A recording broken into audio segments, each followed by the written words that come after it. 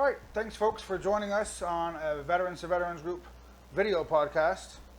And we have something a little bit different today. We are trying to balance out what we're doing from serious to something a little bit more Definitely, more fun, I guess. and especially now with all the politics and all this like turmoil amongst the country right now.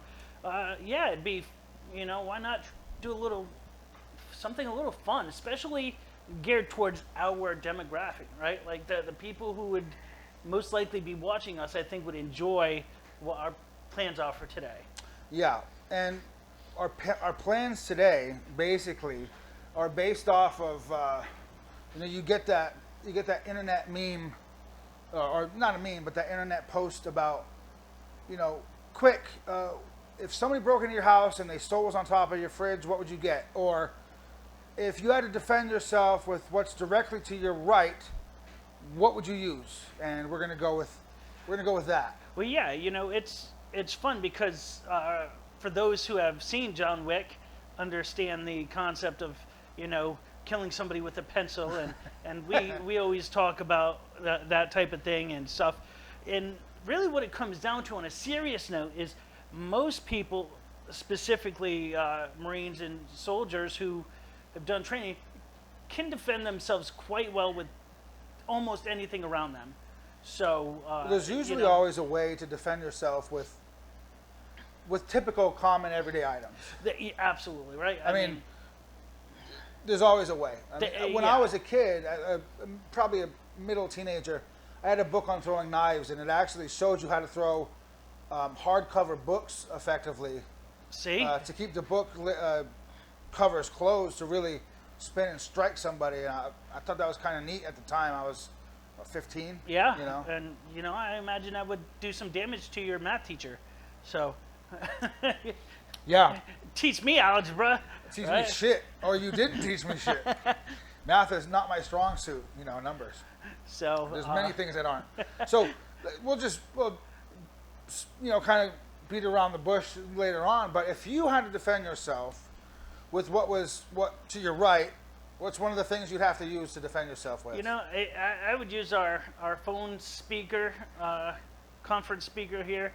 I would probably use that. I think for two reasons. One, it's pretty heavy to be a good throwing tool, but also you have the wire, which is easily detaches, and so you can use that to kind of tie someone up a little bit or strangle them, or whip them. Yeah. So there's a lot of opportunities with that right there. I wouldn't want to throw the business phone, because then how are people going to get in touch with us? So yeah. So even if in self-defense situations, we want to be able to talk to our clients. Yeah, we got. I'm actually lucky.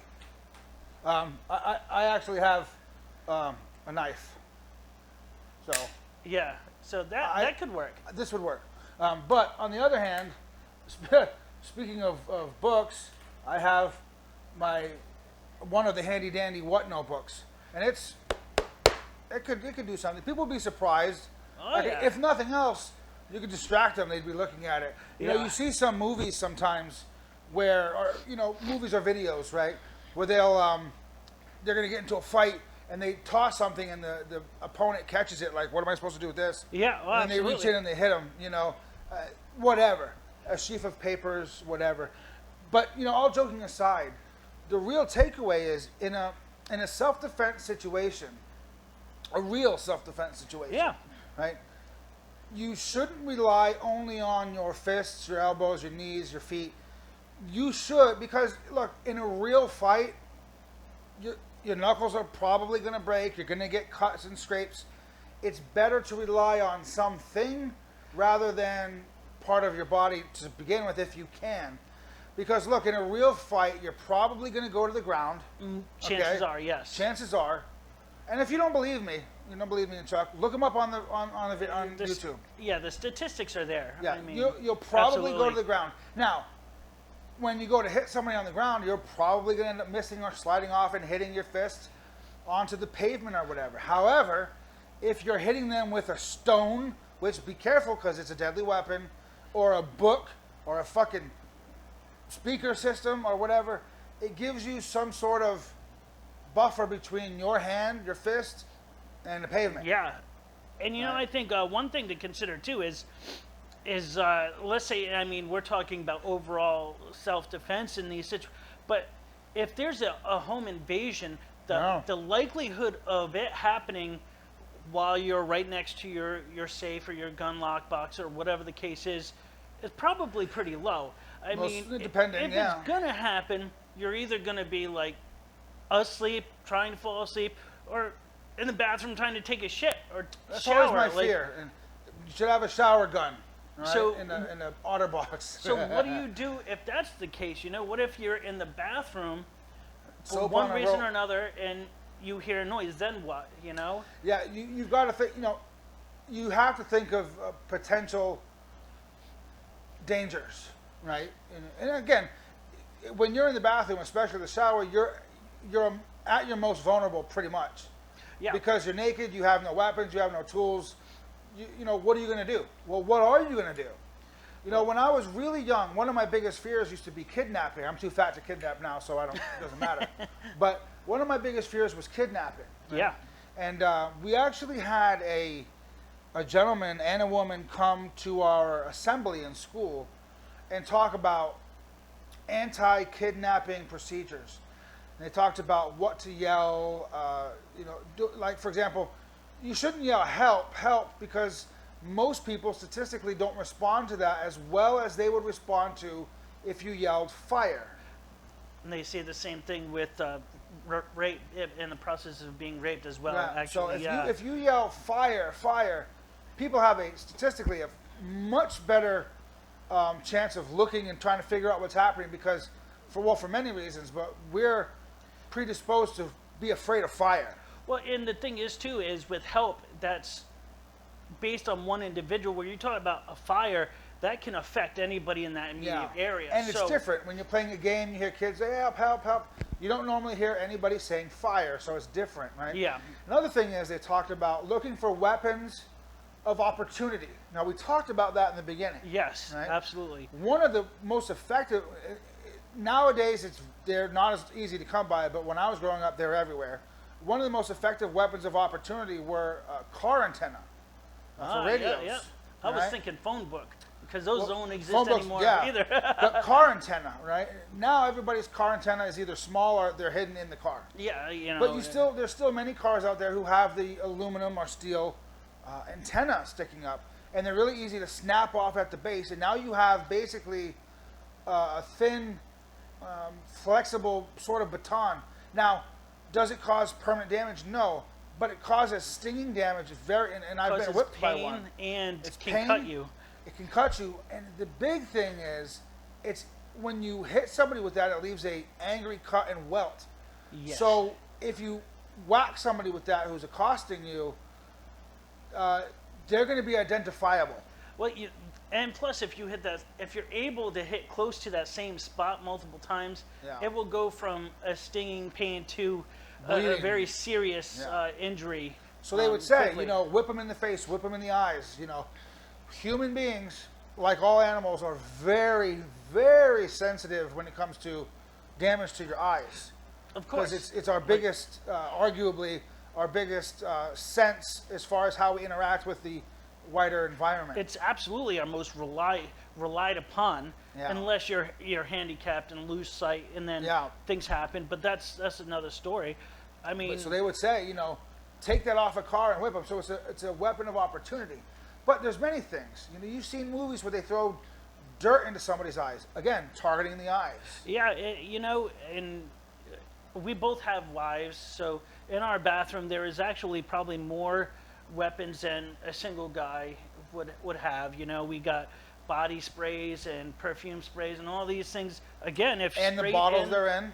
and yeah, but me personally, if I was in any situation in the bathroom and I come into an opportunity where somebody's doing a home invasion on my place, I would just laugh them out of there. Like, literally, I would just drop the towel and be like, look how small my penis is. And they would just laugh till the cops came. So Well, I'd be like, okay. for me, I would just take off. I'd just walk out and they'd be like, holy shit, this is a scary motherfucker. Look how fat. They would run. I mean, seriously. It's know- nightmarish.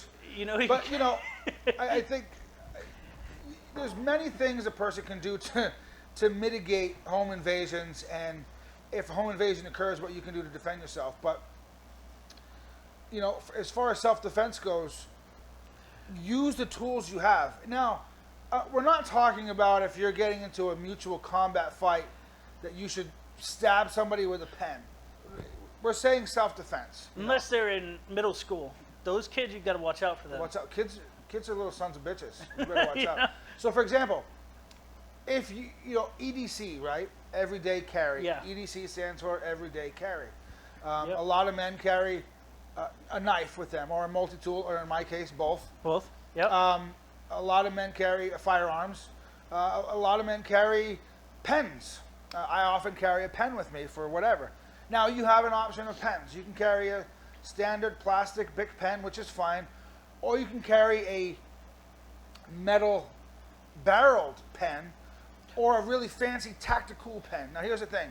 If you're going to go to an airport and you go into the TSA checkpoint and you have one of these tactical pens that obviously look like a Kubotan weapon, they're going to take it from you. yes.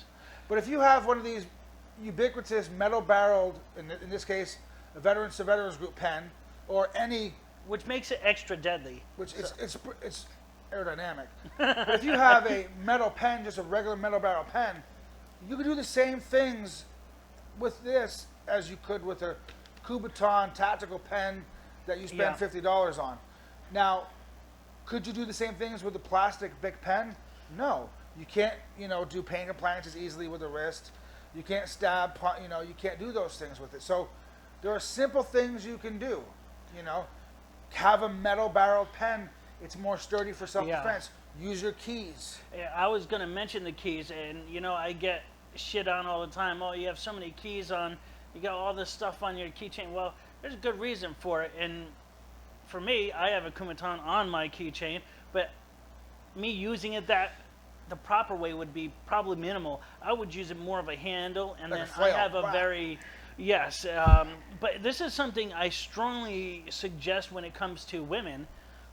Sure. And the biggest thing is before they're leaving whatever building they're leaving is to have their keys in their hand. Yeah. So that way they're ready for anything. If they're walking to their car and their head's in their purse looking for keys, Well, now you're not aware. yeah, or if you're stuck doing your Facebook thing, and we see this all the time, We Well, that's what I was going to lead into. We were talking about what you should do, but what shouldn't you do? Yeah, it's, when for situational awareness. We've seen it with my son Patrick, for example. Yes, and we live pretty much in front and in back of each other. We share a driveway, and a few times I've caught Patrick crossing the street, going down with our cameras, and his face is in the thing, and it just His situational awareness is probably hovering around -3.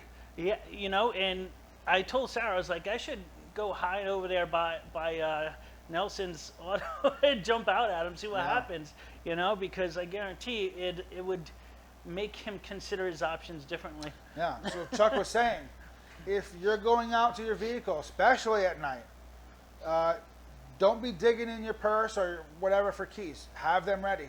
Don't have your face in your phone. It can wait. And you could take even more preventative measures. If you know you're going to close at night or you're going to be there at night, park under a street light. Not a street light, like Any a parking type of- light. yeah. Any type of if well-lit area. If you can. Yeah. Right? And that will give you that can give you sort of a warning also, because if you come out of your place of employment or your friend's house or whatever, and that light's not functioning, well, it should send your alerts level, put you on yellow more towards orange a little bit. And pay attention to your surroundings. Situational awareness. Situational awareness is so important. Like It's not just, Yeah. well, I know how to use everyday things to defend myself with. That's great. But avoiding a confrontation is even more important than winning a confrontation. The best fight you get into is the best fight you win is the one that you don't get into. No, absolutely. And We're not freaking Steven Seagal, and Steven Thank Seagal and Steven Seagal kills 50. Look, this isn't a game. This is real deal. And it's most seen in a lot of veterans, especially combat veterans, seasoned officers, firefighters, EMT. You'll see that they're far more hyper alert than the average person. You'll see that the way that they sit at a common place like a restaurant will be their back to a corner so they can see all exits. There are these things that is kind of like almost literally beaten into us through all of our trainings and our experiences as we've gone through the ranks and stuff. So we don't even think about it as much because it's such a second nature. Sure. But it's and if you're going to have your back to a door, make sure that the person who's facing the door is someone you trust enough to, either. And it's situational awareness is important not just for physical violence, but for non-physical violence. What if there's a fire? What if there's an accident? Yes. Whatever the case is. So when you go into a place, take a moment to look where the emergency exits are. But not just that. We had, there's a friend of ours who's a state police officer. He's actually an officer in the state police officer. He's a lieutenant in the state police. Yes. To make a long story short. He said that there was a fire in a Rhode Island nightclub that you may or may not know about. And I know you know because we're both from Rhode Island.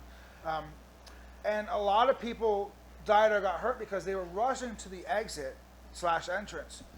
But he said that there was a lot of people who got hurt or died that didn't have to if they would have busted out the front window and left that way.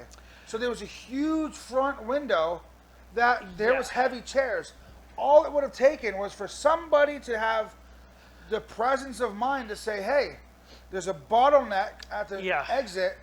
Why don't I take one of these fucking chairs and smash the window? But we are, especially as Americans, we're sort of socially programmed to obey the rules. So you go in the entrance, you go out the exit, and here's emergency exit. But listen, go into a place, look where the exits are. Not just the emergency exit you can see, but there's always an exit in the kitchen, for example. Yep. Use that exit. And if all these things, if there's a fire in the way, if there's people in the way, if there's danger in the way, bust out the fucking window, man. And with that situation, it's interesting because some laws changed in Rhode Island because of it. But one of the issues was that the doors, like most doors now, open out. These doors opened in. So once the crowd started getting up against the door, there's no room for them to open. So they ended up trampling because they were pressed each other. Against the door. Yeah, so there was no way to truly get out that way. So there were people who were incapacitated before the fire ended up taking so many lives. Yeah. And, it's a cascade of problems. So you really got to, try to have situational awareness and think. And I think here's the big one. And it's not easy for people. The big lesson is 2 words, all right? Panic kills. Yes. Panic kills. And another 2 words, 3 words, make a decision. If you're in a bad situation, try your best to make a decision. Don't freeze because you're afraid or freeze because of fear and do nothing. Because even making a bad decision is better than making no decision and dying from asphyxiation from the smoke or the fumes or being burned up. Because it's a fight or flight response, but everybody is different. I get that. And some people will freeze, and it's not their fault. I understand. Some people aren't trained, aren't programmed, or it's just not in them. However, do your best that if you notice that you're indecisive or you can't, do your best to calm down and make a decision. Don't just stay there. And we can only speak from our experience from being in the military. And it's funny because we have more anxiety issues over things that are relatively unimportant. Like me losing a Sharpie. Now I'm all thrown because I knew where I put it and all these things. And now I'm like really a mess. But on the flip side of things, I could be in a dead sleep. And this happened with my father-in-law. And, my wife simply said, hey, Chuck, Dad's not doing well. Immediately, fully alert, awake, in control of the whole situation. And it wasn't until later when the adrenaline ended up leaving me. But it does anybody is capable of doing that. It takes time and it takes trial and error and working on it and training. Yeah. But it's definitely don't stand there, because now you're an object in the way of You become part of the obstacle. yeah. So I think to wrap it up here is think about your surroundings and understand that you can use everyday objects, whether it's a fork if you're at a restaurant, or a candle if you're at a restaurant. I don't care. The chairs, right? A little kid, so don't do that. Yeah. You can use everyday objects to defend yourself or to defend others, right? Have situational awareness. Think outside the box and do your best not to panic. And if you are panicking, do your best to bring it down and make a decision.